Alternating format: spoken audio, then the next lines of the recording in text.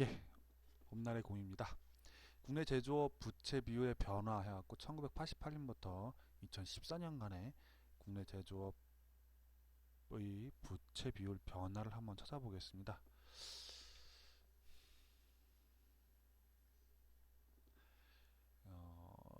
똑똑한 배당 투자 책 6페이지에 나오는 내용을 한번 돌아보는 건데요.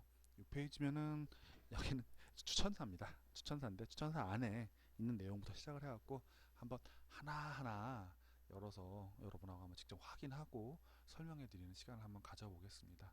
6페이지 내용은 뭐냐면요. 배당금 투자가 될 수 있는 이제 환경을 설명을 해주십니다.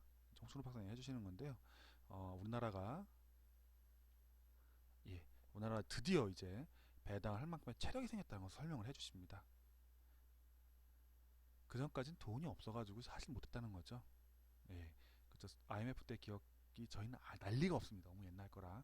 근데 IMF 때 이전에는 어마어마한 이제 기업들이 부채 비율을 지고 있었습니다. 근데 어마어마한 부채 비율을 지고 있었을 것이라고 상상은 되는데 사실 그 부채를 본 적도 없고 얼마나 부채 비율이 됐는지 그 자료를 찾아볼 이유도 없고 그냥 그렇게 살아왔습니다. 근데 그냥 말만 들은 것 같고는 부족하지 않겠습니까? 책도 보는 겸 해서 직접 한번 그때 얼마나 부채 비율을 지고 있었는가 지금하고 비교를 한번 해보고 이 책을 읽으면서 이런 내용도 하나 알아가면 좋지 않을까 해서 한번 해봅니다.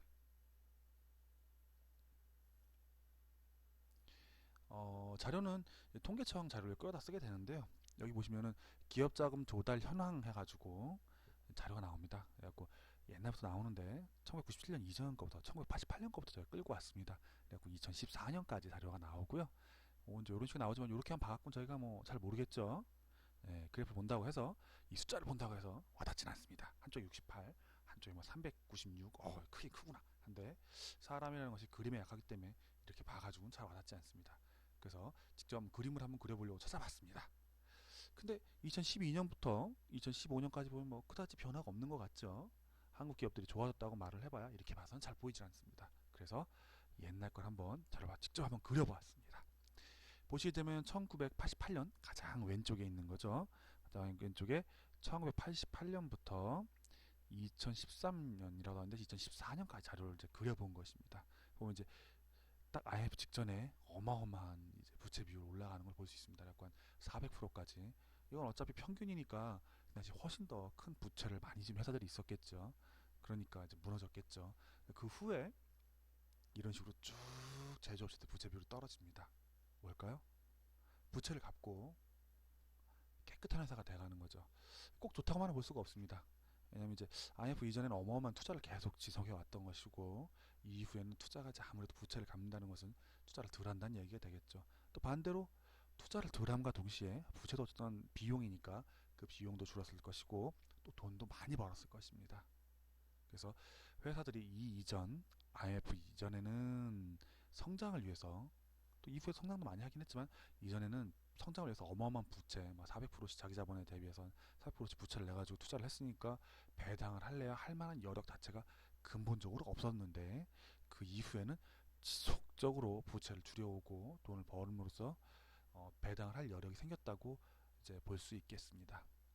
조금 더 생각해보면 이런 대표적인 회사가 있습니다. 우리 그 회사가 이름을 알고 있습니다. 그 이름은 뭐죠? 삼성전자입니다. 이 회사는 영업이익률이 거의 자기 판 돈의 한 10% 이상을 계속 벌어왔습니다. 지난 20년 이상 이렇게 벌어왔죠. 단기 순이익이 뭐 몇십 조를 넘어가고요. 그리고 여기 보면 부채 비율이라는 거 얘기 나온 부채 비율이 35% 이렇게 나와 있는데 실제로 이 회사가 들고 있는 유보율이라고 나와 있죠. 회사가 들고 있는 이제 현금성 자산이라고 있습니다. 각종 국채라던가 아니면 현금의 등가물들이 있는데 그걸 합치면 사실상 이 회사는 부채가 제로입니다. 부채가 제로가 아니라 현금을 많이 들고 있습니다. 그냥 부채 외에 여러 가지 현금을 많이 들고 많은 현금을 들고 저 부채는 이제 기업 필요상 왔다 갔다 하다 보니까 당연히 부채가 잡히는 거고요.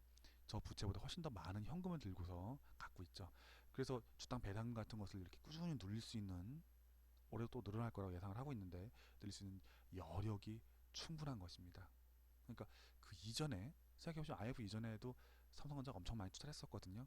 투자도 잘 했었고 그 이후에 돈도 많이 벌었었고 또 부채를 꾸준히 줄여옴으로써 점점 더 배당을 할 수 있는 여력이 늘어난다는 것을 말씀을 드리고 싶습니다. 예, 들어주셔서 감사합니다.